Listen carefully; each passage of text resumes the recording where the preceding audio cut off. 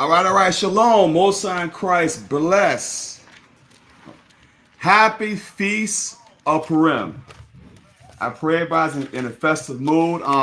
We've completed the Feast of Nicanor, the destruction of Nicanor last night. We have to rejoice in these feast days, y'all. This is something we should be able to, rejoice in the day the Lord has made.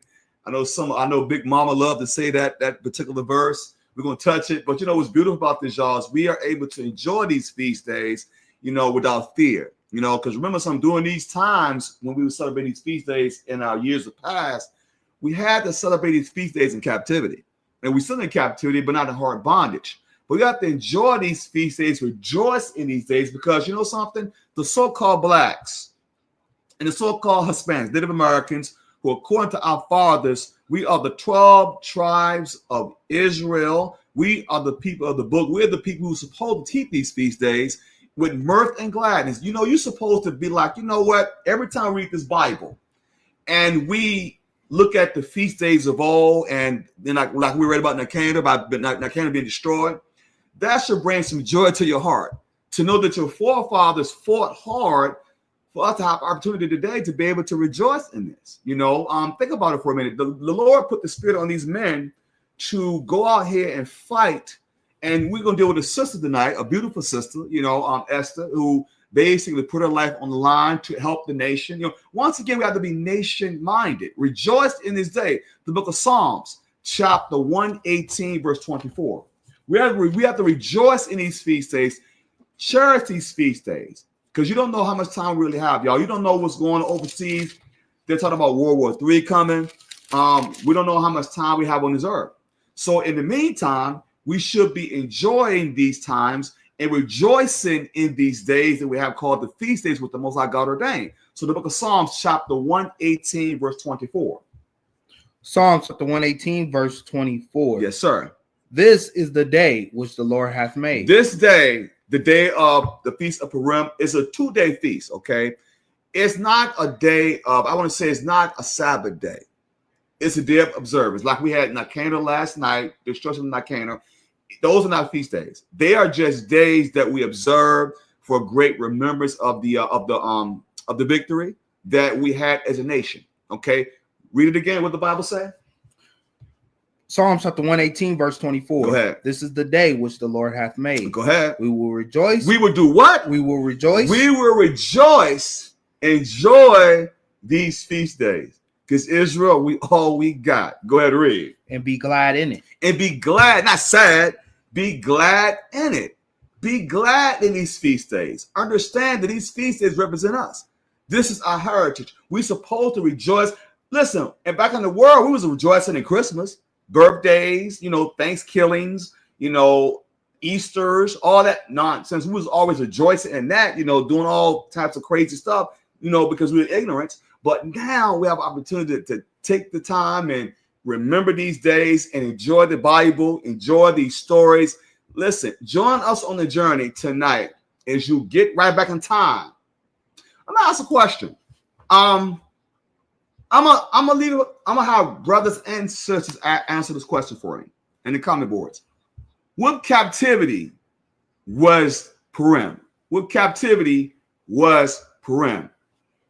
Open forum, men and women. See what y'all know. What captivity was this story in? What captivity was it? Men and women, what captivity was this story? What captivity? I'm let the men and women answer. No, I'm not the watchmen. Let the ladies answer, because the ladies in this particular, oh my goodness, a sister. Okay, all right, Yoel, I like, okay, Persia media, all right, correct. Persia media captivity, beautiful. Good. At least y'all know what you're doing. Okay, that's the most important thing. Okay, so let's start off. Let's start with this. Let's go to the book of first. Go to the book of Esther. Okay, the book of Esther, chapter 1, and I want you to start at verse 1. Let's go to the beginning.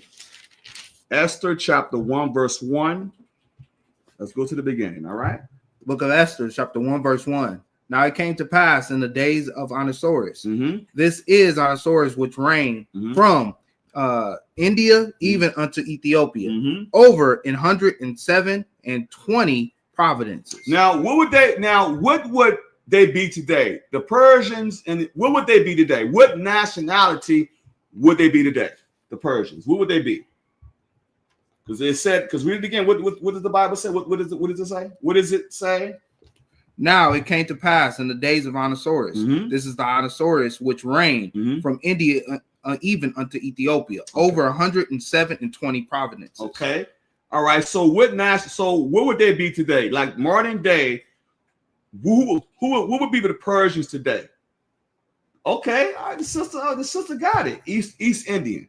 They'd be the East Indians today. When you bring it up to today, they would be the East Indians today.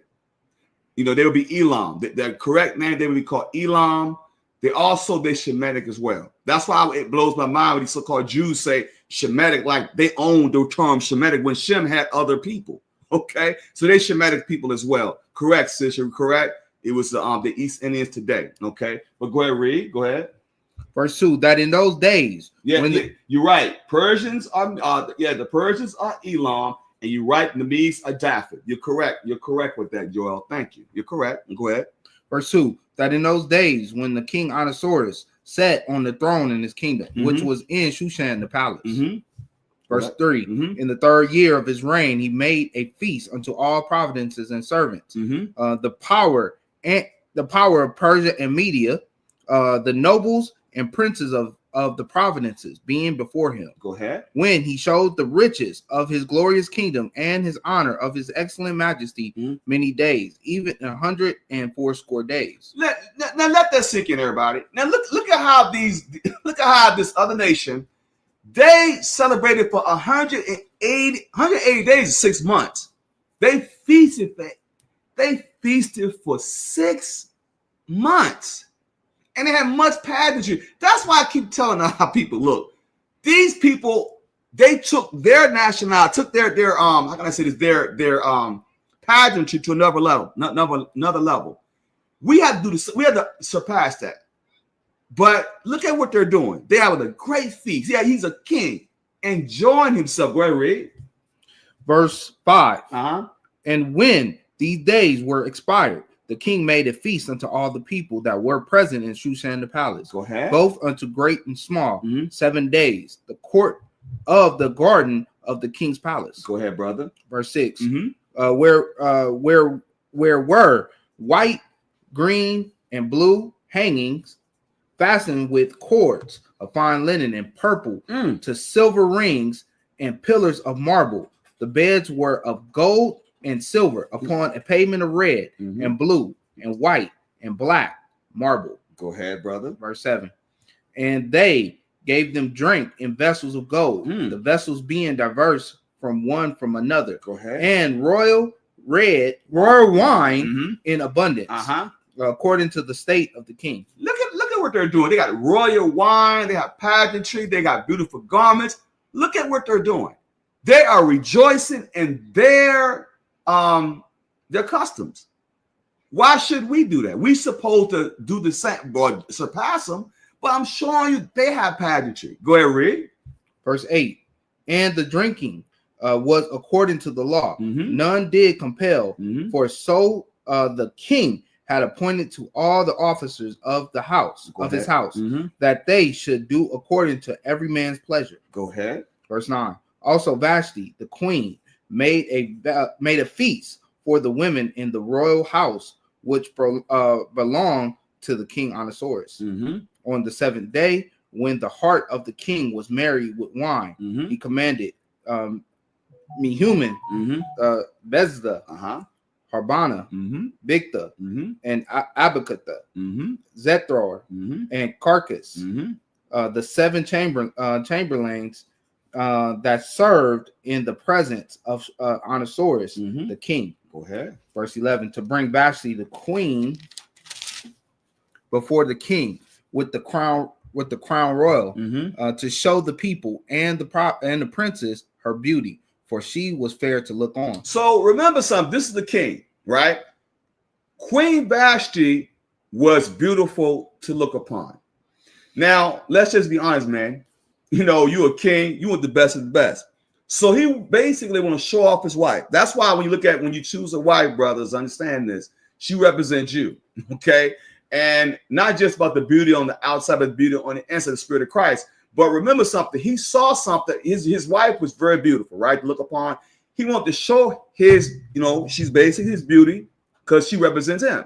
Go from there. Hold that. Give me the book of Ecclesiasticus or Sirach, chapter 36, verse 22. This is what you have to keep in mind. Because men, we visual. So you see a beautiful woman, she's your wife, and you're proud of who she is. You chose a beautiful wife.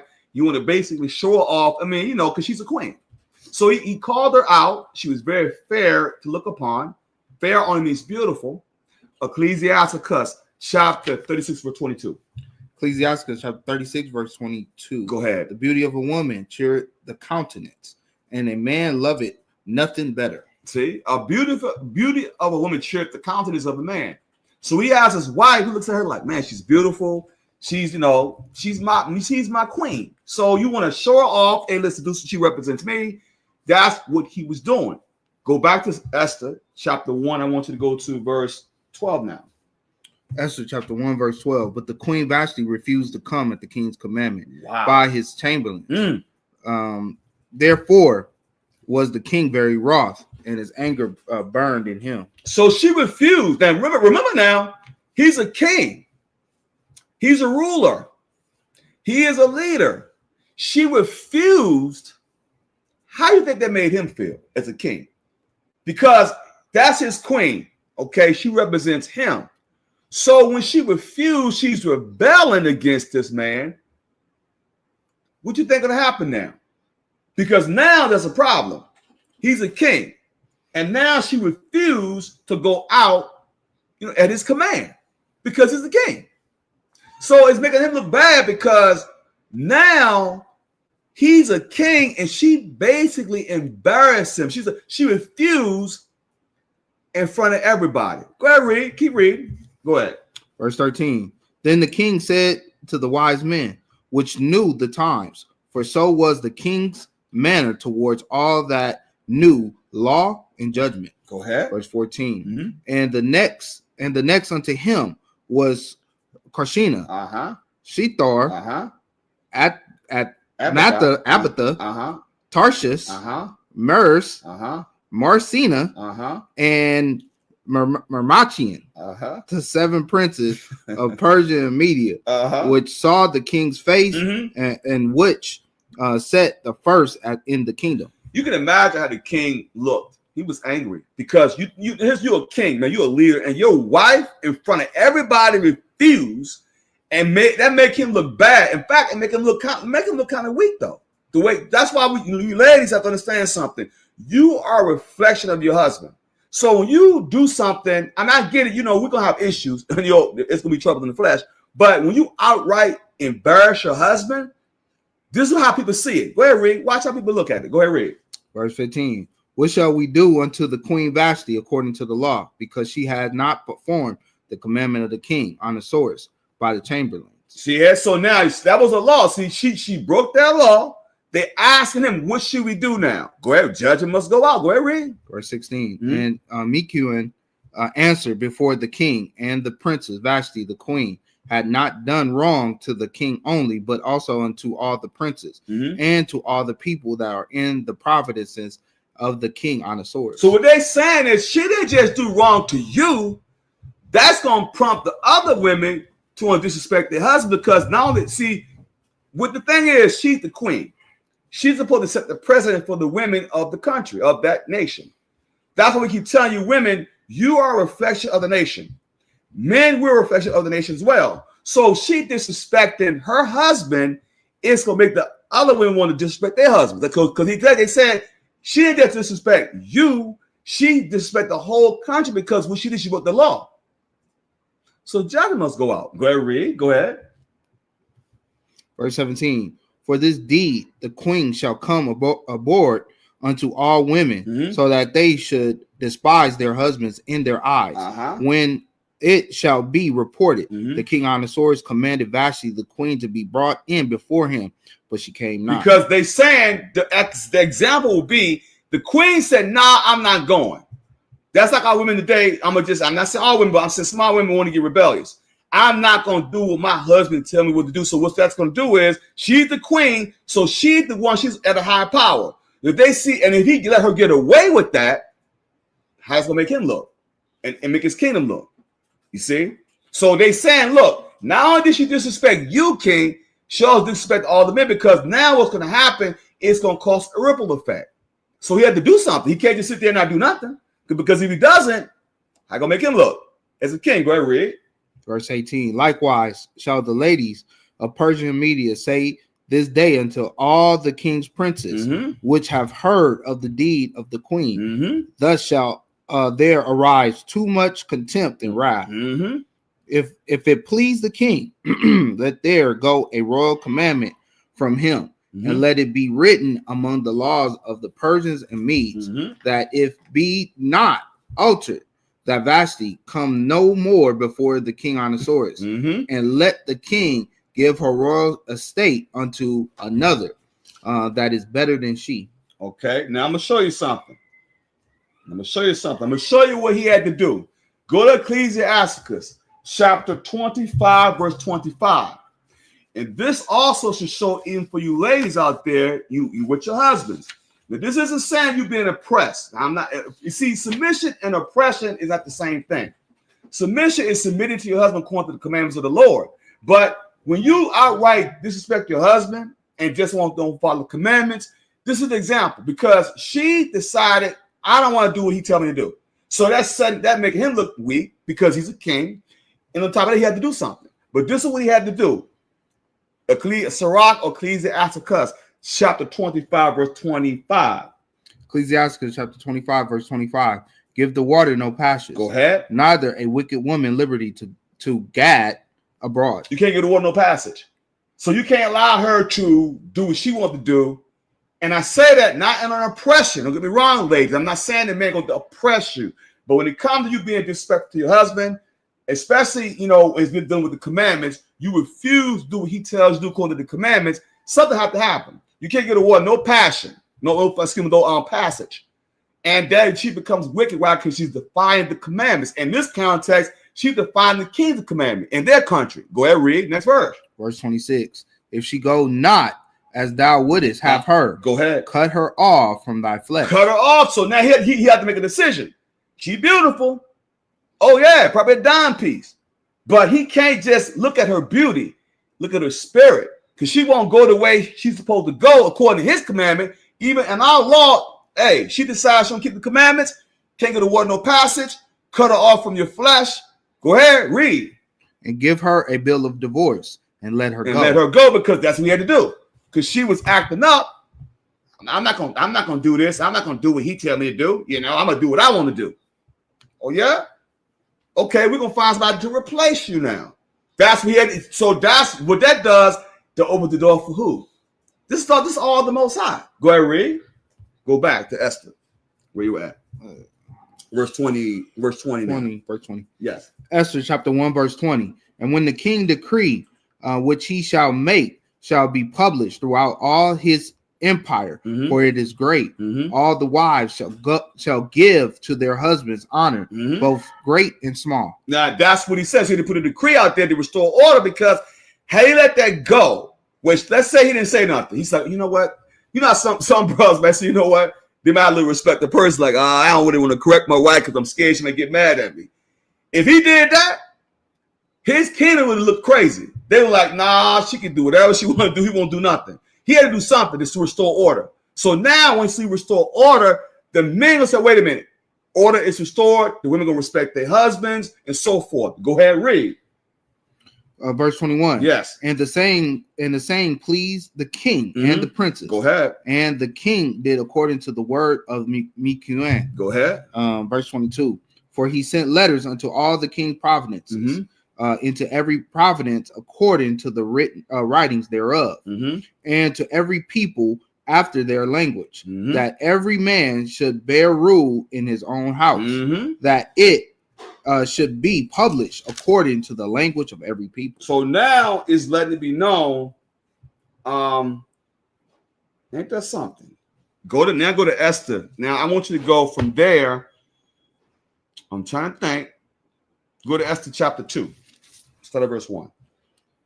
Esther chapter 2, verse 1. After these things, when the wrath of the king Ahasuerus was appeased, he remembered Vashti and what she had done, and what was decreed against her. Go ahead. Then said the king's servants that ministered unto him, let there be fair young virgins sought for the king, and let the king appoint officers in all the provinces of his kingdom, that they may gather together all the fair young virgins unto Shushan the palace. Go ahead. To the king of the woman, to the house of the woman, unto the custody of the hedge of the king, chamberlain, keeper of the women. Go ahead. And let their things for purification be given them.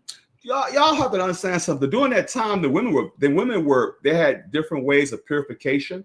They would set their bodies in oils, so they can, they can purify themselves. I mean, that's how the women were back then. They didn't have that stuff they got today, but they would actually purify themselves through the oils. Go ahead, read. Verse 4, and let the maiden which pleaseth the king be queen instead of Vashti. And the thing pleased the king, and he did so. See how she was removed? See, the Most High can do the same thing for you being rebellious. If your husband is a righteous brother, he's out there doing the works, whatever, doing what he's supposed to do as a man. I ain't saying abusive guy or not, I keep commandments, that's different. If that brother out there doing the works and you be disrespectful to your husband, don't really respect him as a man, whatever, even your leaders, you don't respect your leader, whatever the case may be, the Most High can smack you for that. He can replace you. See, anybody can be replaced. I can be replaced. No matter this, so it's letting me, no one's going to be, you can't disrespect the Most High the same, she couldn't disrespect the husband. Same thing in marriages. You can't do that. You have to show reverence and respect. Okay, go ahead, read. Verse 5. Now in Shushan the palace there was a certain Jew whose name was Mordecai. Go ahead. The son of Jair, the son of Shimei, the son of Kish. Go ahead. A Benjamite. He was a Benjamite. Go ahead, read. Who had been carried away from Jerusalem unto with the captivity, which had been carried away with Jochanah, king of Judah. Go ahead. Whom Nebuchadnezzar, the king of Babylon, had carried away. Go ahead. Verse 7. And he brought up Hadassah, that is Esther, his uncle's daughter, for she had neither father nor mother, and the maid was fair and beautiful, whom Mordecai, when her father and mother were dead, took for his own daughter. Go ahead. So it came to pass, when the king's commandment and his decree was heard, and many maidens were gathered together unto Shushan the palace, to the custody of Haggai, and that Esther was brought also unto the king's house, to the custody of Haggai, keeper of the women. Go ahead. And the maiden was pleased with him. And the maiden pleased him. Right. And she obtained kindness of him. And he speedily gave her things for purification, with such things as belonged to her, and 7 maidens which were meet to be given her out of the king's house. And he preferred her and her maids unto the best place of the house of the women. Esther had not showed her people nor her kindred, nor for Mordecai had charged her that she should not show it. Now, let me tell y'all something. The modern day Persians today, if you look at them today, I'm gonna give you an example what they would look like. You see the Kardashians? That's how the Persians will look today. That's how she could be an Edomite, but she's not. And the thing about, remember, so during the time Israel, we respect the bird. So she could pass for them. That's why she was able to, that's why Mordecai said, don't reveal who you are. Don't reveal, because, she's an Israelite. She knows who she is. But he said, do not reveal at this time. Okay, go ahead, read. Verse 10, Esther had not shown her people nor her kindred, for Mordecai had charged her that she should not show it. Go ahead. Verse 11, and Mordecai walked every day before the court of the women's house to know how Esther did and what should become of her. Because remember something, Mordecai was raising her as his daughter, even though he was her uncle. He had to watch over her, make sure she's being taken care of, making sure nobody taking advantage of her, because he was treating her as if that was his daughter. Okay, go ahead, read. Verse 12. Yes. Now, when every maid's turn was come to the to go in to King Ahasuerus, after that she had been 12 months, according to the manner of the women. For so were the days of her purification accomplished, to wit, 6 months with oil and myrrh, and 6 months of sweet odors, and with other things for the purifying of the women. Listen, a whole year she's preparing herself. I mean, let that sink in, ladies. She's purifying herself for a whole year, sitting in these oils that was beautiful oil. I mean, them oils back then was probably the best of the best. Purifying herself. Go ahead, read. Verse 13. Then thus came every maiden unto the king, whatsoever she desired was given her to go with her out of the house of the women unto the king's house. Go ahead. In the evening she went, and on the morrow she returned unto the second house of the women to the custody of Shagaz, the king's chamberlain, which kept the concubines. She came into the king's no more, except the king delighted in her, and that she were called by name. Let me tell you something. Do y'all know this man had a choice of women? He had concubines. So King Ahasuerus had to pick a women, but for some reason he chose her. Let that sink in. From there, hold that. Give me the book of Proverbs, chapter 16, verse 7. Because you know something, he had many women he could have chose from. He had concubines. You know, when you're a king like that, when you're a king, you have your choice of. Okay, look at the men today. Look at the high level men, the men that athletes or entertainers, whatever. They can get their pick of women, the best women. This man was able to say, you know what? But he chose her. Proverbs chapter 16, verse 7. Proverbs chapter 16, verse 7. When a man ways please the Lord. See, a man ways, so it's really a woman too, because the Bible's written in the masculine form. Go ahead, read. He maketh even his enemies to be at peace with him. Then let that sink in. So now the enemy, which is the other nation, is at peace. So she's finding favor in his eyes. It's really designed by the Most High. Go ahead, read. I'm gonna go back to Esther. All right, Esther chapter 2 verse 15. Now, when the turn of Esther, the daughter of Abihail, the uncle of Mordecai, who had taken her for his daughter, was come to go in unto the king, she required nothing, but what Haggai, the king's chamberlain, the keeper of the women, appointed. Go ahead. And Esther obtained favor in the sight of all them that looked upon her. So she got favor. Look at all these women that he could have chose from, but he chose her. He chose Hadesha. I want to say Esther. I'm going to say Hadesha. That's her real name, but she was called Esther. Why? It's the same way with Gentile names today. She was called Esther, but her name was Hadesha. Okay, go ahead and read. Verse 16. So Esther was taken unto King Ahasuerus into his house royal in the 10th month, which is in the month of Tebet, in the 7th year of his reign. Go ahead. Verse 17. And the king loved Esther above all the women. Wow, he loved Esther above all the women. Out of all those concubines, he chose her. Go ahead, read. And she obtained grace and favor in the sight more than all the virgins, so that he set the royal crown upon her head and made her queen instead of Vashti. Wow, so transition of power that quick. That's why we tell you the Most High can elevate you. Because we did the class, when we did the class on, when a man's ways please the Lord, how people were able to elevate. She was able to elevate instantly. The Lord chose that. That's why elevation. Okay, I heard it before. Give me the book of Psalms, chapter 75 and verse 6. Because she was elevated that quick. She went from basically an unknown. She rose to prominence after Vashti was set down. She was set down, and the Lord elevated. When a man's ways please the Lord, he made the enemies to be at peace. But also, he did this too. Psalms chapter 75, verse 6. Psalm chapter 75, verse 6. For promotion cometh neither from the east, nor from the west, nor from the south. But God is the judge. He put it down one and set it up another. He put down Vashti and set her up. That's how you know promotion always it comes to the Most High. The Most High the one set people up to do things. See that people, it ain't always about you. The Most High sets that up. So the Most High God set her up in the place of Vashti for a reason. Go back to where we were at Esther. So keep that in mind. So remember something. She found favor in his eyes, Ahasuerus' eyes, because the Most High God set that up for his purpose. Okay. So go back to where we were.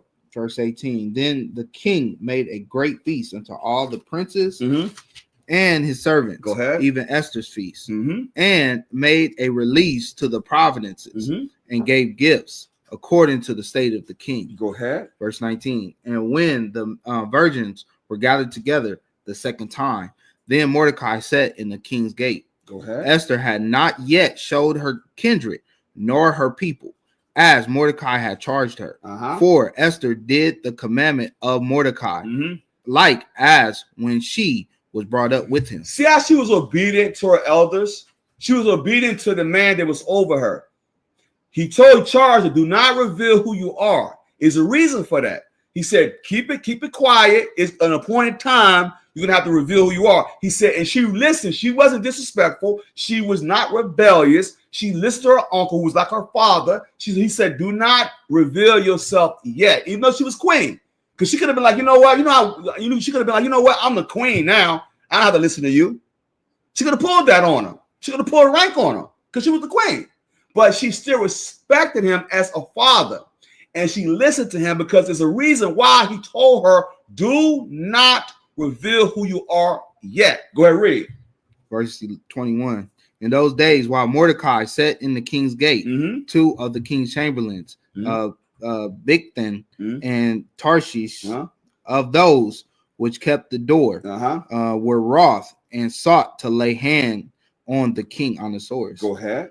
Verse 22. And the thing was known to Mordecai, who told it unto Esther the queen, and Esther certified the king thereof in Mordecai's name.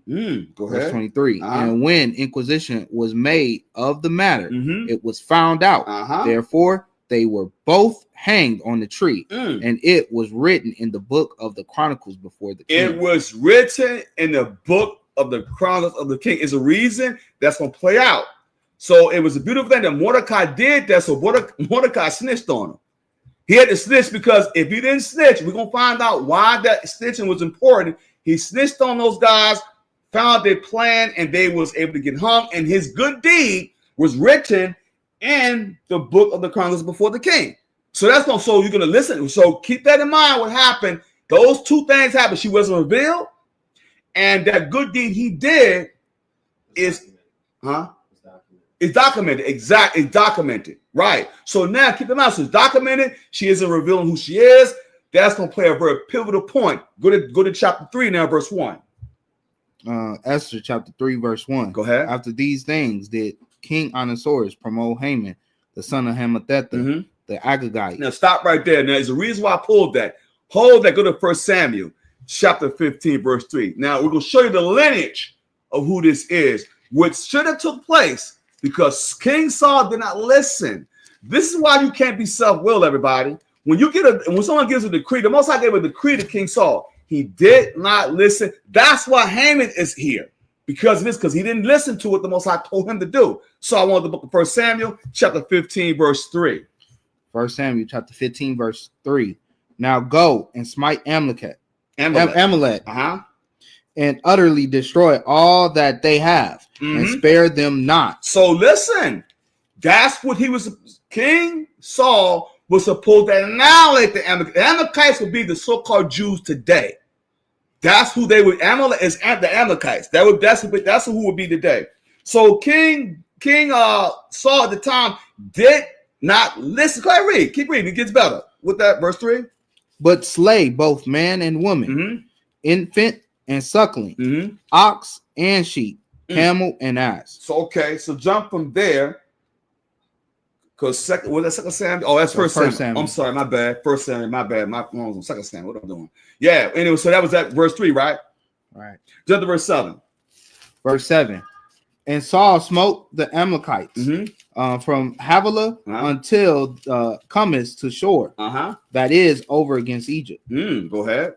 And he took Agag, the king of the Amalekites, alive, and utterly destroyed all the people with the edge of the sword. So now he gonna do what he want to do.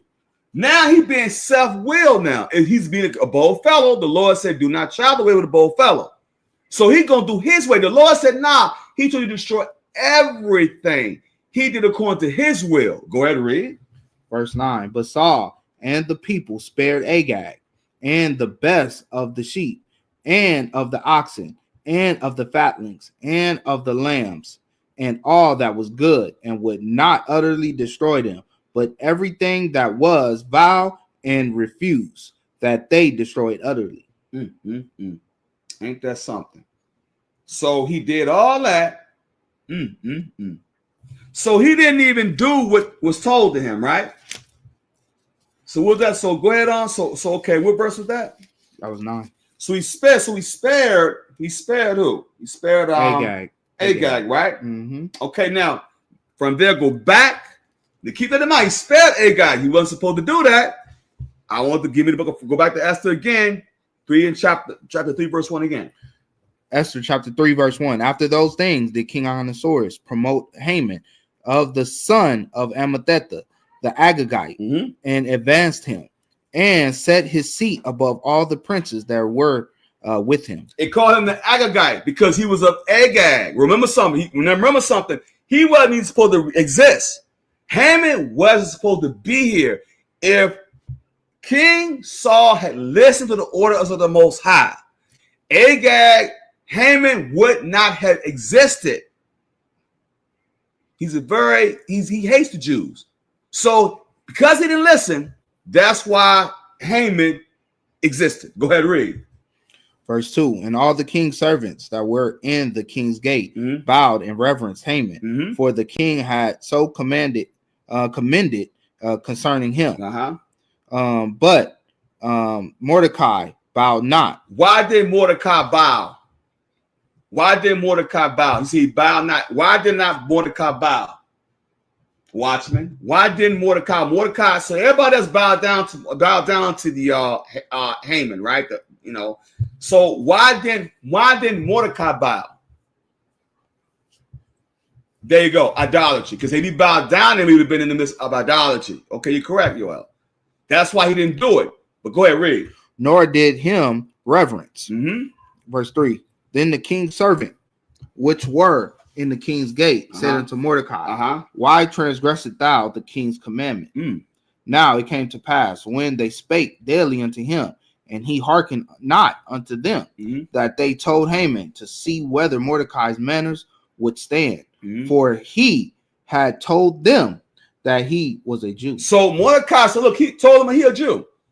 Okay? He said he's a Jew. Why was he called a Jew? Why was Mordecai called a Jew? Watchman, why is he called a Jew? He called himself a Jew because remember something. This is the first time that the term Jew really came up. When you go back in history, why was he called a Jew? Why? Well, wait a minute. What tribe is Mordecai from? Is he from Judah? What tribe is Mordecai from? There's a reason why. Keep in mind, he's a Benjamite of Judea. Remember something, y'all. Keep this in mind.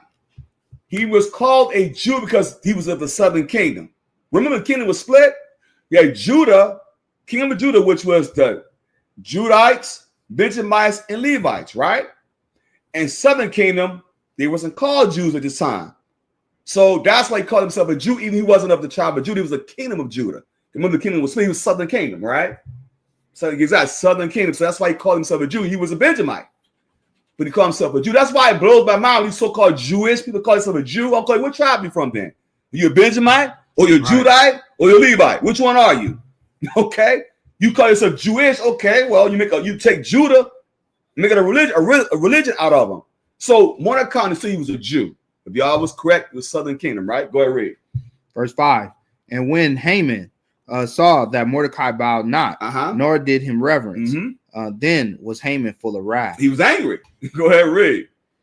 Verse 6. And he thought scorn to lay hands on Mordecai alone, for they had showed him the people of Mordecai. Go ahead. Wherefore Haman sought to destroy all the Jews that were throughout the whole kingdom of Ahasuerus, even the people of Mordecai. So he's showing you because why does he hate the Jews? Because he knows the history of his people, how the Jews, we were supposed to put him to death You don't think he remember that? You don't think his family told him, passed it down to him? The Israelites hated us. They wanted to kill us.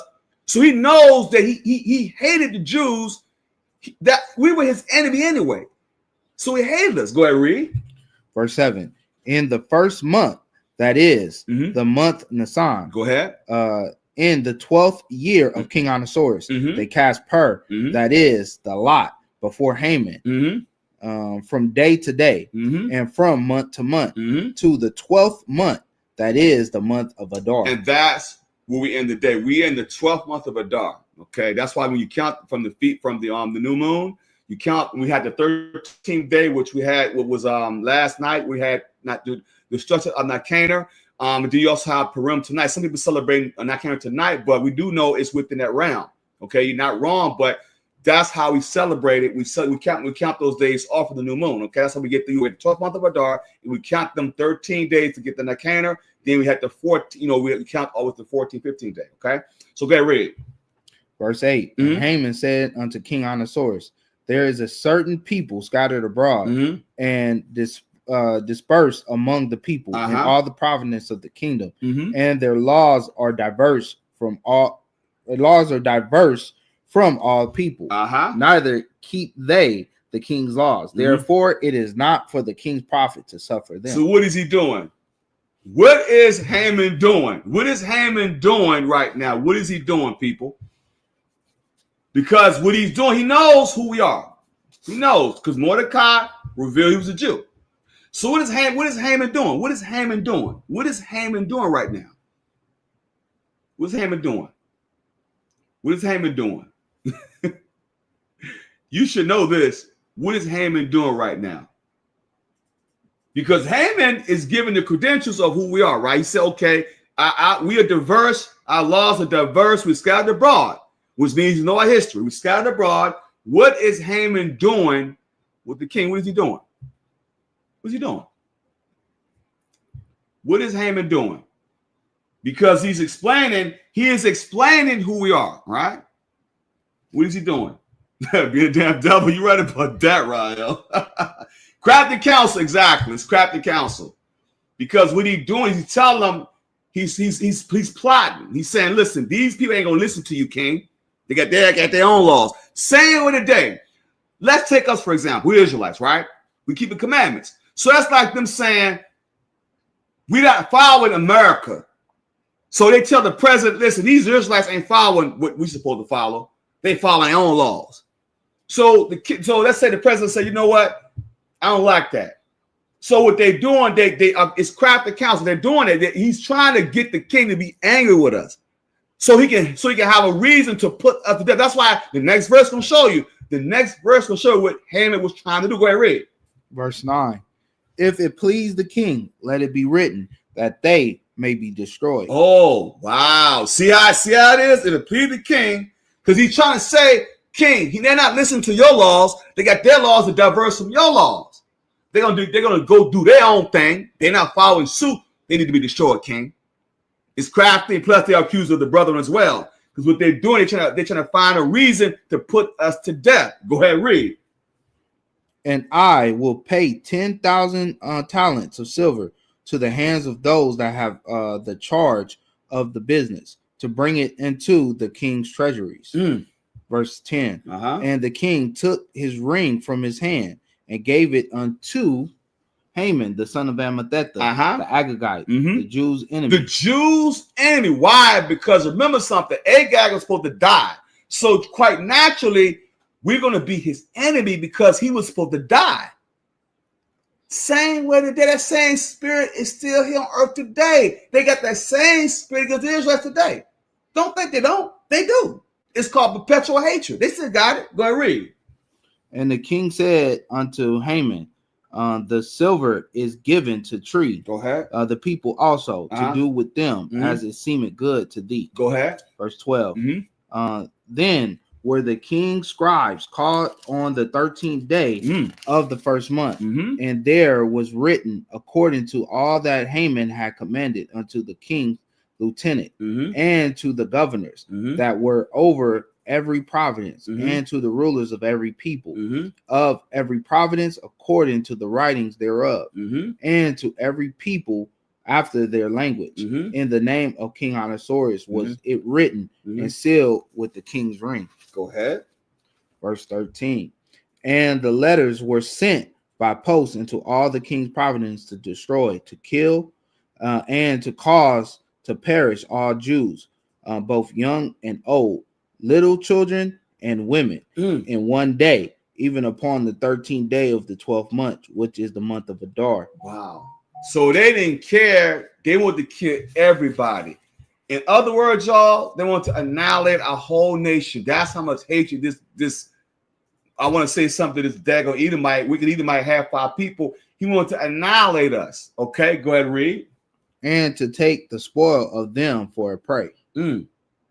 Verse 14. Uh-huh. The copy of the writings for the commandment to be given in every province was published unto all people, that they should be ready against that day. So now what he's doing is he's creating a deadline to put us to death, because that's how wicked he is or was. So he established an actual deadline to put us to death. Go ahead and read. Verse 15. The post went out, being hastened by the king's commandment, and the decree was given in Shushan the palace. And the king and Haman sat down to drink, but the city Shushan was perplexed. Go to chapter 5, verse 1 now. Esther chapter 5, verse 1. Now it came to pass on the 3rd day that Esther put on her royal apparel and stood in the inner court of the king's house, over against the king's house. And the king sat upon his royal throne in the royal house, over against the gate of the house. Go ahead. And it was so, when the king saw Esther the queen standing in the court, that she obtained favor in his sight, and that the king held out to Esther the golden scepter that was in his hand. So Esther drew near and touched the top of the scepter. Matter of fact, I'm sorry. You know something? My bad. I shouldn't have jumped to that chapter. Let me go to chapter 4, okay? Because I'm so sorry. I missed a very important part. Go to Esther chapter 4. I missed the whole part because this is after the fact when Mordecai could tell Esther. I don't want to skip. That's a very important part. Go to Esther chapter 4, verse 1. I'm sorry. My apologies. Go ahead. Esther chapter 4, verse 1. Yes. When Mordecai perceived that all was done, Mordecai rent his clothes and put on sackcloth with ashes and went out into the midst of the city and cried with a loud and a bitter cry. And it came even before the king's gate, for none might enter into the king's gate clothed with sackcloth. Verse 3. And in every province wheresoever the king's commandment and his decree came, there was a great mourning among the Jews, and fasting and weeping and wailing, and many lay in sackcloth and ashes. Verse 4. So Esther's maid and her chamberlains came and told it her. Then was the king exceedingly grieved, and she sent raiment to clothe Mordecai and to take away his sackcloth from him, but he received it not. Go ahead. Verse 5. Then called Esther for Hatach, one of the king's chamberlains, whom he had appointed to attend upon her, and give him a commandment to Mordecai to know that it was and why it was. Verse 6. So Hatach went forth to Mordecai unto the street of the city, which was before the king's gate. And Mordecai told him of all that had happened unto him, and of the sum of money that Haman had promised to pay to the king's treasuries for the Jews to destroy them. Verse 8. Also he gave him the copy of the writings of the decree that was given at Shushan to destroy them, to show it unto Esther, and to declare it unto her, and to charge her that she should go in unto the king to make supplication unto him, and to make request before him for her people. Go ahead. Verse brother. 9.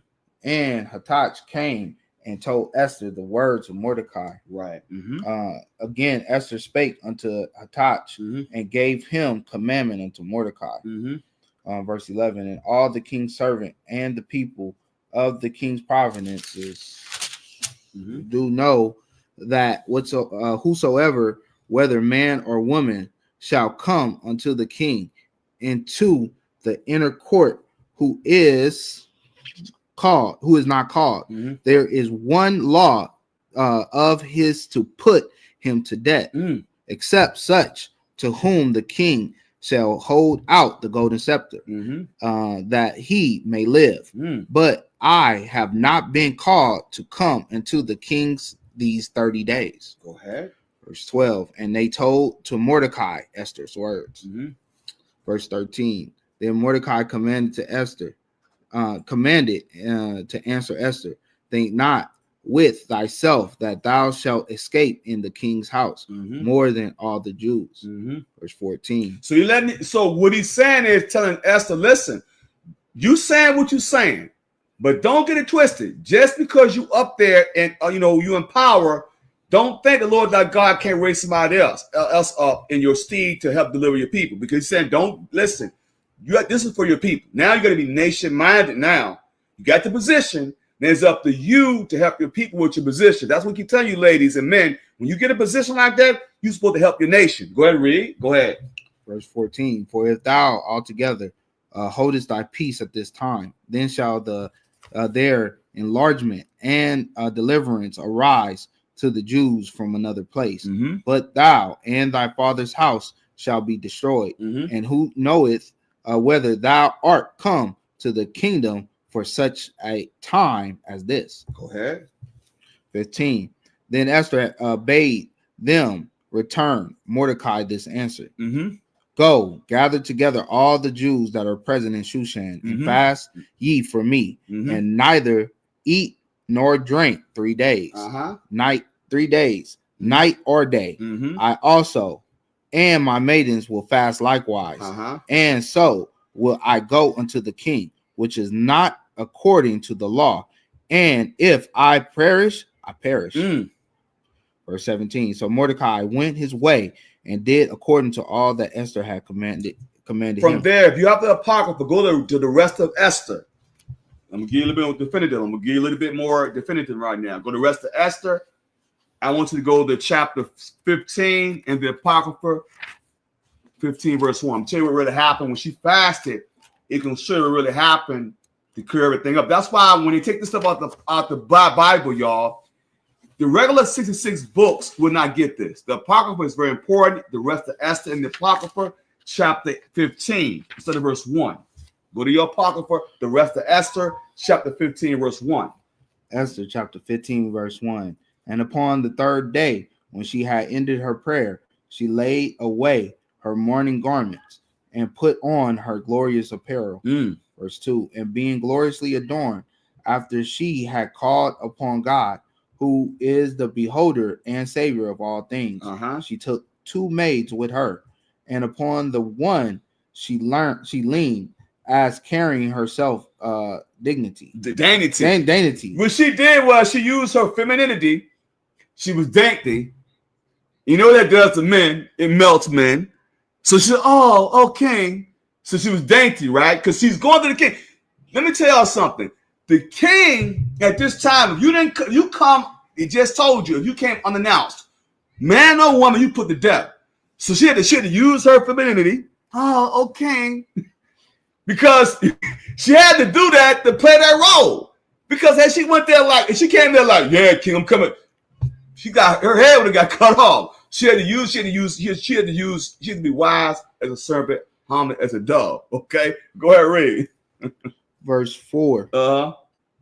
And the other followed, bearing up her train. Verse 5. Go ahead. And she was ruddy throughout a perfection of her beauty, and her countenance was cheerful and very admirable. Go ahead. But her heart was in anguish for fear. Because she was scared. Like, if I come over, the king ain't playing. If she would have came wrong, that's why we keep telling you, ladies, you disrespect these leaders like that, back then it's put you to death. So I don't care how you may feel about somebody. the Most High can put you to the Lord ain't playing. So she know, even though she's a queen, she got a pocket, she done. That's why she was like, oh, she was fearful, like, I'm gonna come right. Because if you don't, she'd have been done. She knew that. Go ahead, read. Verse 6. Then having passed through all the doors, she stood before the king, who was set upon his royal throne, and was clothed with his robes of majesty, all glittering with gold. And what?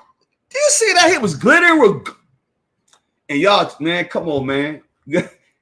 If they doing that, we gotta do ours. Go ahead, read. I got to say that. Go ahead, read. With all his robes of majesty, all glittering with gold and precious stones, and he was very dreadful. Because he was dreadful. When he had a countenance that was very dreadful. He looked very like, he looked like angry, like, what's she doing coming without being announced? Because he's dreadful. Because these kings did not play with you, they would kill you. You see what I'm saying? When leadership back when they wasn't playing. You spoke evil of leadership, or you messed around and came unannounced, they put your butt. He was very dreadful. You know what I'm saying? Go ahead, read. Verse 7. Then lifting up his countenance, that showed with majesty, he looked very fiercely upon her, and the queen fell down and was pale and fainted, and bowed herself upon the head of the maid that went before her. She put on that show like she about to die, but she had to do that, y'all, to stay alive. Okay, she had to play that role. Okay, go ahead, read. Verse 8. Then God changed the spirit of the king into mildness. Okay, how did God change the spirit of the king? Give me the book of Proverbs chapter 18, verse 1. How did God change the spirit of that king? Our book of Proverbs chapter 18, verse 1. Make sure I got that right. Hold on, let me make sure I got it right. I think I had to memorize that scripture. Is that the right one? No. What's the one in the king's heart? That's the one I had. Goodness gracious. Is it in Proverbs? Yeah, it's in Proverbs. The one the king, let's see, Kings. Proverbs 21:1. There we go. Proverbs 21:1. That's what I want. Thank you, brother. I went the wrong way. Proverbs 21:1. Thank you. Because the king's heart. Because what's happening? Proverbs 21:1. Thank you. Appreciate it. Proverbs 21, verse 1. Proverbs chapter 21, verse 1. The king's heart is in the hand of the Lord, as the rivers of the water. He turneth it whithersoever he will. And that's what happens. So go back to where you were at. That's where I think it's verse 8, right? In West of Esther, chapter 15, verse 8. Yeah. Okay. Yeah. Yeah. Esther chapter 15, verse 8. Okay. Then God changed the spirit of the king into mildness, who in a fear leaped from his throne and took her in his arms till she came to herself again, and comforted her with loving words, and said unto her, Esther, what is the matter? What is the matter? Go ahead. I am thy brother, to be good cheer. Be of good cheer. Go ahead, read. Thou shalt not die, though our commandment be general. Come near. So the Lord changed his heart. She was supposed to die. He said, you should not die because she came unannounced. Okay, go ahead. Next verse. Verse 11. And so he held up his golden scepter and laid it upon her neck. Verse 12. And embraced her and said, speak unto me. Then said she unto him, I saw thee, my Lord, as an angel of God, and my heart was troubled for fear of thy majesty. For wonderful art thou, Lord, and thy countenance is full of grace. And watch this. And as she was speaking, she fell down for faintness. so she played it even harder. She just fell down, and she was speaking. She just fell. She had to play that thing all the way through. Okay, beautiful, sis. Beautiful. Played it to the T. Go ahead, read. Then the king was troubled, and all his servants comforted. Just see. So now, if we flipped it from he showed sympathy for her, so she can get her way. Because you women do that too. Women know what they're doing. They know how to use that little, oh, okay, you know how you do. So she was able to use that against him, and it worked. Okay, so go back to Esther, the regular book of Esther. Okay, I want chapter 5. I have to speed burst this, man, because we gotta push this. Okay, how much time we got, man? An hour and 3 minutes. We only been doing an hour 3 minutes. Okay, go ahead. Good time. Go ahead, read. Esther chapter 5, verse 1. Esther chapter 5, verse 1. Go ahead. Now it came to pass on the third day that Esther put on her royal apparel and stood in the inner court of the king's house. Go ahead. Over against the why am I starting at 5 and 1? We already did 5 and 1. We in 5 all the way. I think we had I don't think we did 5. We did rest 5? of Esther. We did, yeah. Remember we did rest of Esther. Accidentally hit 5. I accidentally hit 5 early. Right. Yeah, remember I was supposed to go to 4? Yeah. My bad. My mistake, man. Yeah, all right, go. My apologies. Esther chapter 5, verse 1. Yes. Now it came to pass on the third day that Esther put on her royal apparel and stood in the inner court of the king's house, over against the king's house. And the king sat upon his royal throne in the royal house, over against the gate of the house. Verse 2. And it was so, when the king saw Esther the queen standing in the court, that she obtained favor in his sight. And the king held out to Esther the golden scepter that was in his hand. So Esther drew near and touched the top of the scepter. Verse 3. Then said the king unto her, What wilt thou, Queen Esther? And what is thy request? It shall be given thee for to the half of the kingdom. Go ahead, read. Verse 4. And Esther answered, If it seem good unto king, let the king and Haman come this day unto the banquet that I have prepared for him. Go ahead. Verse 5. Then the king said, Cause Haman to make haste, that he may do as Esther has said. So the king and Haman came to the banquet that Esther had prepared. Go ahead. And the king said unto Esther at the banquet of wine, What is thy petition? And it shall be granted thee. Go ahead. And what is thy request? Even to the half of the kingdom, it shall be performed. Go ahead. They then answered Esther and said, My petition and my request is, if I have favor in the sight of the king, and if it please the king to grant my petition and to perform my request, let the king and Haman come to the banquet that I shall prepare for them, and I will do tomorrow as the king has said. Go ahead. Then went Haman forth that day joyful and with a glad heart. But when Haman saw Mordecai in the king's gate, that he stood not up nor moved for him, he was full of indignation against Mordecai. So now he was even more angry. Mordecai like, no, I'm not still gonna bow down to you. Go ahead, read. He stood his ground. Go ahead, read. Verse 10. Nevertheless, Haman refrained himself, and when he came home, he sent and called for his friends and Zeresh, his wife.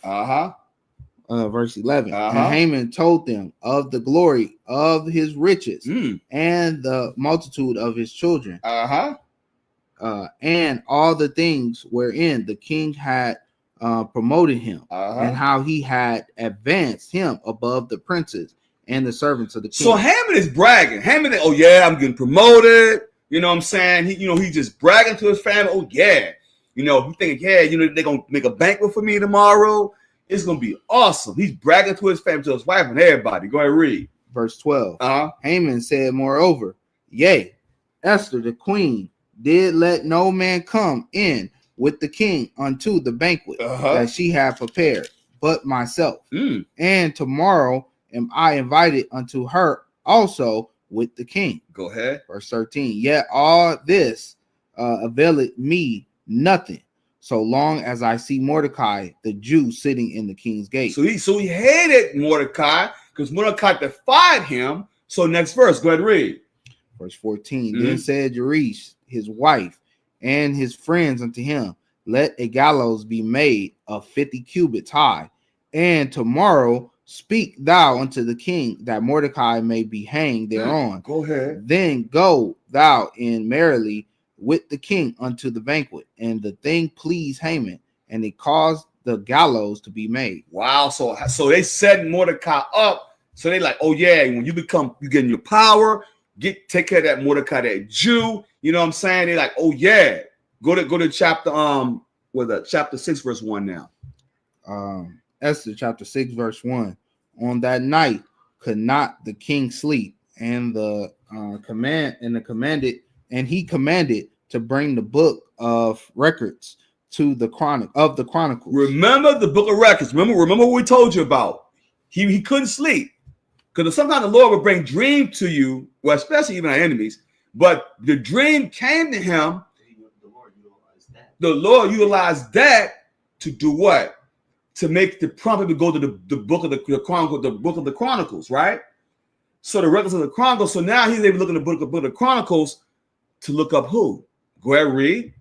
And they were read before the king. And it was found written that Mordecai had told of Bethania and Tarshish, two of the king's chamberlains, the keepers of the door, who sought to lay hand on the king Ahasuerus. That's why, brothers and sisters, this scripture is very important. Keep in mind what I'm about to read to you. Proverbs chapter 22, verse 1. Because by his good name, by his good deed he did. That's why it's important, everybody, to always be a good standard if possible. Sometimes people can slander your name too. Sometimes you got a good name, people gonna try their best to slander that too. But in this context, this man had a very good name, and that's why it saved him in the end with the book of the records. Okay, Proverbs chapter 22, verse 1. Proverbs chapter 22, verse 1. A good name is rather to be chosen than great riches. That's right. And loving favor rather than silver and gold. Because your name is all you have. And people can, like I told you, in this case, Mordecai's name was in the book. So his name, we had a good deed. He saved the king's life. So his name was better than riches, because riches wouldn't have saved him on this. You know what I'm saying? His name was all he had to save him. Because his name was documented, and it was a good name. Go ahead, let's go back to Esther chapter 6. I want verse 3 now. Esther chapter 6, verse 3. Yes. And the king said, what honor and dignity have been done to Mordecai for this? Then said the king's servant that ministered unto him, there is nothing done for him. So now the king said, wait a minute, what has been done for Mordecai? He did a great deed for me. Go ahead, read. Now Mordecai is able to pull out the trump card now. Because remember something, they kept the records. It's documented. So now he's able to elevate. Why? Because of the good deed he did. Go ahead, read. Verse 4. And the king said, who is in the court? Now Haman was come into the outward court of the king's house to speak unto the king to hang Mordecai on the gallows that he had prepared for him. See how the Most High is very timely? He's an on-time God. The Most High already knew that it was a plot set up to kill Mordecai. So he put that dream at that timely time on the king to prevent Mordecai from being hanged to the gallows. Let that so the Most High always doesn't work when we want to work. He works when you really need him the most. Go ahead, read. Verse 5. Yes. And the king's servant said unto him, behold, Haman standeth in the court. And the king said, let him come in. Go ahead. Verse 6. So Haman came in, and the king said unto him, what shall be done unto the man whom the king delighted to honor? Go ahead. Now Haman thought in his heart, to whom would the king delight to honor more than because he thought myself. It was him. He said, oh, okay. Remember he told his wife, told his kids, I'm gonna be promoted. He said it's gonna be me. Okay, he thought it was him. Go ahead, read. Verse 7. And Haman answered and answered the king for the man whom the king delighted to honor. Verse 8. Go ahead. Let the royal apparel be brought, which the king useth to wear, and the horse that the king rideth upon, and the crown royal, which is set upon his head. Verse 9. And let this apparel and horse be delivered to the hand of the king's most noble princes, that they may array the man with all whom the king delighted to honor, and bring him on horseback through the street of the city, and proclaim before him, thus shall it be done to the man whom the king delighted to honor. Now watch how the Most High flipped that thing. Haman thought it was about him. Yeah, I'm gonna be promoted. Told everybody to probably to all his friends, his wife. I'm gonna be promoted. They're gonna do this to me. But watch what happened. Go ahead, read.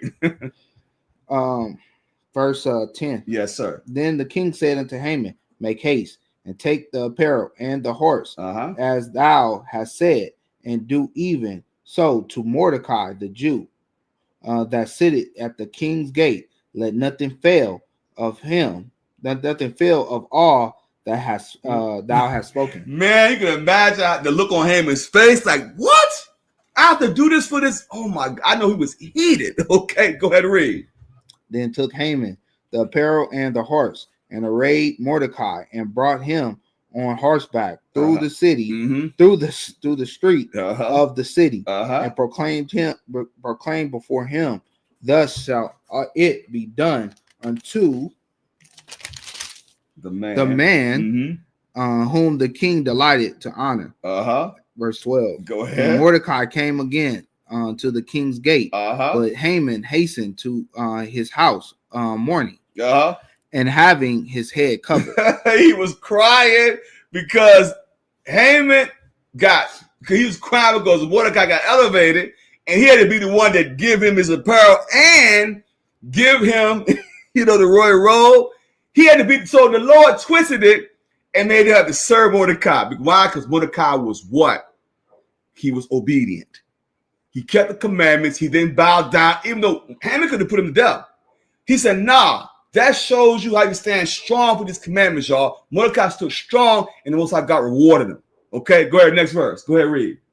Verse 13. Yeah. And Haman told Zeresh, his wife, and all his friends everything that had befallen him. Then said his wise men and Zeresh, his wife, unto him, if Mordecai be of the seed of the Jews, before whom thou hast begun to fail, thou shalt not prevail against him, but shall surely fall before him. They understood that. Now you got the fall. Next verse, 14. Verse 14. And while they were yet talking with him, came the king's chamberlains to hasten to bring Haman unto the banquet that Esther had prepared. Wow, that's even worse. He had to go to the banquet. He thought it was for him. He had to personally put the apparel on Mordecai. That's like a doggone a cut to the heart. Okay. Go to chapter 7, verse 1. Esther chapter 7, verse 1. Yeah. So the king and Haman came to the banquet with Esther, the queen. And the king said again unto Esther on the second day at the banquet of wine, what is thy petition, Queen Esther? And it shall be granted thee. And what is thy request? And it shall be performed, even to the half of the kingdom. Then Esther the queen answered and said, if I have found favor in thy sight, O king, and if it please the king, let my life be given me at my petition, and my people at my request. You hear what she said? My people. So now it's appointed time for her to reveal who she is. Remember, Mordecai charged, don't tell who you are yet. So now when she needs to tell who she is, to reveal who she is, now it's going to work to her favor. Why? Because here's the thing. She's the queen now. And she's doing some great deeds. So now she's going to reveal who she is now. Go ahead, read. Verse 4. For we are sold, I and my people, to be destroyed, to be slain, and to perish. But if we have been sold for bondmen and bondwomen, I had held my tongue, although the enemy could not countervail the king's damage. Go ahead. Then the king Ahasuerus answered and said unto Esther the queen, who is he, and where is he that durst perform in this heart to do so? So now he's being revealed. Now he's been exposed. So the secrecy that Haman had to set Mordecai up to kill Mordecai and the Jews, now it's been exposed. That's why we keep telling everybody, you keep the commandments, keep doing what you're doing. The Most High God's going to expose evildoers. So remember, so all Mordecai kept the commandments. Queen Esther kept the commandments. So therefore, the Most High God exposed what was going on. Expose Haman. Go ahead, read. Verse 6. And Esther said, the adversary and the enemy is the wicked Haman. Ooh, wow. Go ahead, read. Then Haman was afraid before the king and the queen. He was exposed. Go ahead, read. And the king, arising from the banquet of wine in his wrath, went into the palace garden. And Haman stood up to make requests for his life to Esther, the queen, for he saw that there was evil determined against him by the king. Let that sink in for a minute. So he hated the Jews, right? Look how he hated the Jews. Haman hated the Jews, but now he's begging the Jew for his life. Look how the Most High turned that thing around. He hated Jews, now wanted to put the Jews to death, and they begging her for his life because he wanted to annihilate our whole nation. Okay, go ahead, read.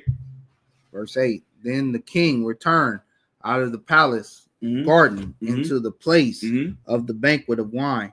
And Haman was fallen upon the bed whereon Esther was. Ooh. Then said the king, will he force the queen also before me in the house?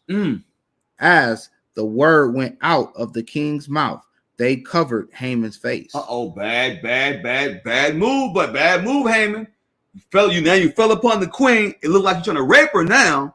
He said, wait a minute, you're going to fall upon the queen now? Oh, he got to go. Go ahead, read. He got to go. Go Verse ahead. 9. And Harbana, one of the king's chamberlains, said before the king, behold, also the gallows 50 cubits high, which Haman had made for Mordecai, who had spoken good for the king, standeth in the house of Haman. Then the king said, hang him thereon. So, verse 10, so they hang Haman on the gallows that he had prepared for Mordecai. Then was the king's wrath pacified. Let that be a lesson. So when you set a snare for your brother, or whoever you want to set your snare for, the Most High God will turn that thing right back on your head. Because remember something. Remember, Haman built this gallows to kill Mordecai, but the Most High God flipped it and had him be hung by his own devices. So sometimes you may set a snare for a brother or sister, the Most High God will turn that snare right back around on your head. That's why you have to be very careful how you deal, because the Most High God can flip things right back upon you if you're trying to be secretive, if you do something against your brother or your sister to destroy them. The Most High will destroy you. Okay? Let's go to chapter 8, verse 1. We almost done. Esther chapter 8, verse 1. On that day did the king Ahasuerus give the house of Haman, the Jews' enemy, unto Esther, the queen. And Mordecai came before the king, for Esther had told what was unto her. Go ahead. Verse 2. And the king took off his ring, which he had taken from Haman, and gave it unto Mordecai. Okay. And Esther set Mordecai over the house of Haman. And wow, set him over the house of Haman. Let that sing. So he set him over the enemy. Go ahead and read. And Esther spake yet again before the king, and fell down at his feet, and besought him with tears to put away the mischief of Haman the Agagite, and his device that he had devised against the Jews. Remember, we read about that, and we read about that rest of Esther, the whole situation. So they reiterated that in this scripture, so you understand the context, what's going on. So she fell upon the king to get favor, to uplift the decree to put our whole nation to death. That's what she was doing. Go ahead, read. Then the king held out the golden scepter towards Esther. So Esther arose and stood before the king. Go ahead. And said, if it please the king, and if it have found favor in his sight, and the thing seemed right before the king, and if I be pleasing in his eyes, let it be written to reverse the letters devised by Haman, the son of the Amethetha, the Agagite, which he wrote to destroy the Jews, which are in the king's providences. For how can I endure to see the evil that shall come unto my people? Or how can I endure to see the destruction of my kindred? Then the king Ahasuerus said unto Esther the queen, and to Mordecai the Jew, behold, I have given Esther the house of Haman, and him they have hanged upon the gallows, because he laid his hand upon the Jews. Verse 8. Write ye also for the Jews as it like you, in the king's name, and seal it with the king's ring, for the writings which is written in the king's name, and sealed with the king's ring. May no man reverse. Then were the king's scribes called at the time in the 3rd month, that is the month of Sivan, on the 23rd day thereof. And it was written according to that Mordecai commanded unto the Jews, and to the lieutenants, and to the deputies, and rulers of the provinces, which from India unto Ethiopia, 127 provinces, unto every province according to the writing thereof, unto every people after their language, and to the Jews according to their writing, according to their language. Go ahead. And he wrote in the King Anasor's name, and sealed it with the king's ring, and sent letters by post on horseback, and riders on mules, camels, and young dromedaries, dungaroos, whatever. Verse 11, wherein the king granted the Jews which were in every city to gather themselves together, and to stand for their life, to destroy, to slay, and to cause to perish all the power of the people in providence that would assault them, both little ones and women, and to take the spoils of them for a prey. Upon one day in all the provinces of King Anasaurus, namely upon the 13th day of the 12th month, which is the month of Dar. So from there, go to the book of Esther, chapter 9 now. I want you to go to verse 27 and finish up. Now, keep in mind, that's why we keep these 2 days. Like I said, tonight and tomorrow night, you can still, y'all can read. What you should do, really, y'all, is read the rest of Esther. Read is a very beautiful thing. It's an actual continuation. Get an opportunity, go to the Apocrypha and read the rest of Esther. That was what was taken out, because that's a little bit more definitive about different things. Even it showed also in that book that Esther hated the apparel that she had, even though she was a queen. She took it all. She despised it because she understood that wasn't of her people. But she had to wear that apparel because she had to be the queen to help her people. But when you read that whole story, it's going to show you that she was about her people. She was nation-minded. That's what we have to have, your love for our people. You have to be nation-minded. You cannot do this just for just for selfish reasons. You're supposed to love your nation, and that's what she did. So once you read that rest of Esther, you got the opportunity, and it's going to make you understand more and more what Queen Esther went through when she was, with the Shushan in the palace. About her apparel, even when she was fasting. Yeah, it talks more about that as well. Okay, even Haman as well. Okay, so go to Esther chapter 9, verse 27. Esther chapter 9, verse 27. The Jews ordained and took upon them, and upon their seed, and upon all such as joined themselves unto them, so as it should not fail. That matter of fact, go to verse 26, and then I want you to go down. I skipped the verse. Go to chapter 9, verse 26, and read all the way down. Okay. Esther chapter 9, verse 26. Yes. Wherefore they called these days Purim, after the name of Pur. Yes. Therefore, for all the words of this letter, and of that which they had seen concerning this manner, and which had come unto them. Go ahead. Verse 27. The Jews ordained and took upon them, and upon their seed, and upon all such as joined themselves unto them, so as it should not fail, that they would keep these 2 days according to their writings. So it's 2 days. It was today and tomorrow. You keep Purim. Okay. Some people might keep it tomorrow, and keep it. But either way, they're keeping it. But we're keeping it today and tomorrow as an observance. Okay. Go ahead, read. It's not a Sabbath. Okay. Go ahead, read. And according to their appointed time every year. Verse 28. And that these days should be remembered and kept throughout every generation, every family, every province, and every city. And that these days of Purim should not fail from among the Jews, nor the memorial of them perish from their seed.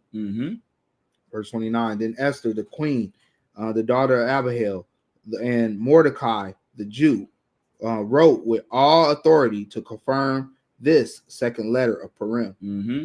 Verse 30. And he sent the letters unto all the Jews to the 127 provinces of the king of Anasaurus with words of peace and truth to confirm these days of Purim.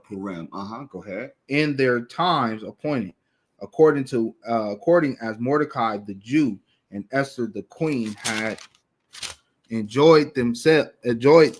What did it say? Enjoyed.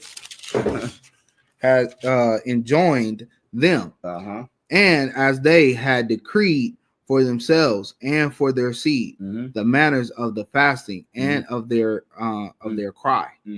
Verse 32. And the decree of Esther confirmed these manners of Purim, and it was written in the book.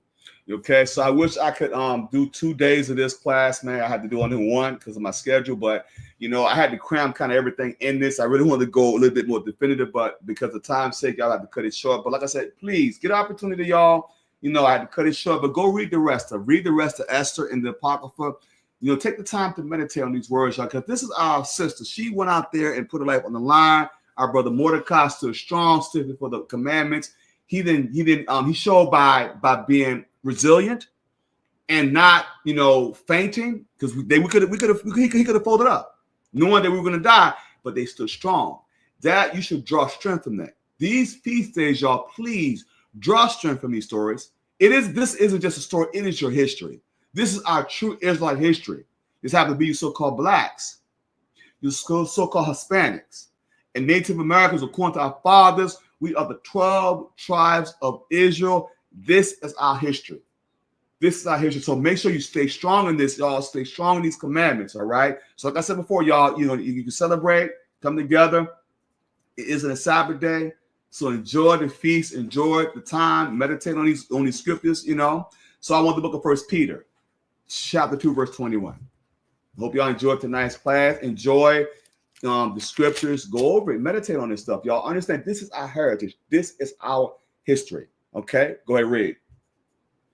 1 Peter chapter 2, verse 21. For even hereunto were you called. You were called to be edified, to edify our true history, not just black history, our Israelite history. Okay, go ahead, read. Because Christ also suffered for us. Because Christ suffered for us. Go ahead, read. Leaving us an example that ye shall follow his steps. Go ahead, brother.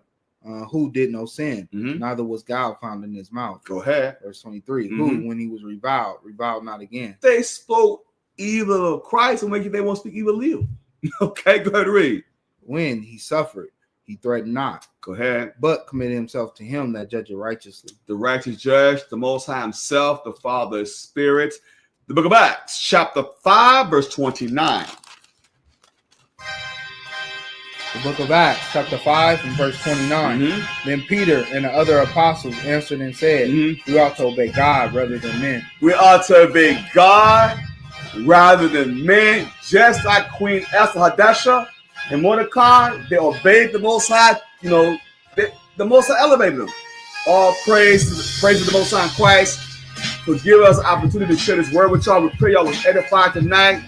Draw strength from these feast days, y'all, because we got Israel.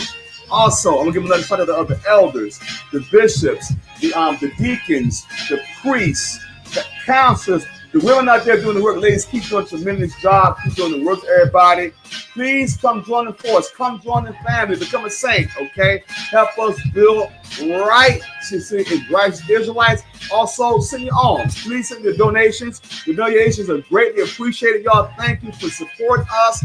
We ask y'all, please help us push this movement, y'all. Because remember something, Israel, we all please God, okay? Hope y'all enjoy yourselves. Enjoy these feast days, y'all. Until next time, we'll say shalom. Chapter 11, verse 1. I say this, has God cast away his people? Has God cast away his people? You so-called blacks and Hispanics, the Israelites, have God cast away his people? Read. God forbid. Meaning no. God has not cast away the Israelites. Read.